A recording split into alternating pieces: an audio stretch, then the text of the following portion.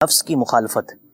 اس کے لیے جو علماء اور صوفیاء نے جو لفظ استعمال کیا ہے وہ نفس کشی ہے، کہ جو بزرگی ہے اس کے حصول میں جو سب سے بڑی رکاوٹ ہے وہ شیطانی وار ہیں، اور انسان کا جو نفس ہے وہ ہے۔ اس نفس کو ختم کرنے کے حوالے سے ایک چھوٹی سی چیز عرض کروں گا، وہ یہ ہے کہ امام اہل سنت رحمۃ اللہ تعالیٰ علیہ نے بھی اور آپ کے والد محترم مولانا نقی علی خان رحمۃ اللہ علیہ نے بھی یہ بات لکھی ہے کہ انسان اگر اپنے آپ کو مطالعے کے اندر اور علم دین کے حصول کے اندر مصروف رکھے تو اس کا جو دماغ ہے وہ نفس کی آماج گاہ نہیں بنتا۔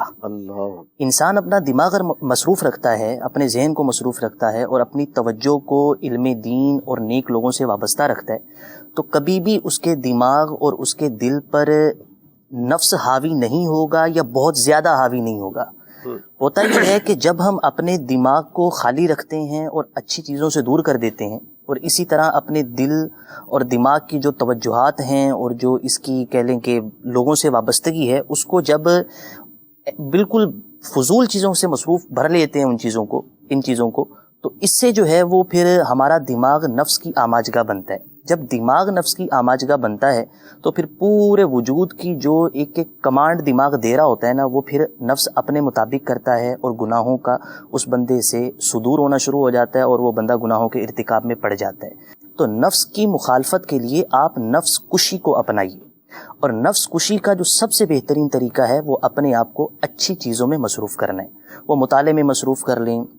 نیکیوں میں مصروف کر لیں، اچھی چیزوں میں مصروف کر لیں، اچھی عادات میں مصروف کر لیں، علم دین کے حصول میں مصروف کر لیں۔ جب آپ کا دماغ مصروف ہو جائے گا تو پھر آپ کا دماغ نفس کی آماجگاہ بننے کے قابل نہیں رہے گا۔ جو بندہ بالکل فارغ رہے یا فارغ نہیں ہے تو مصروف تو ہے، مگر ایسی جگہ دفتر میں مصروف ہے کہ جو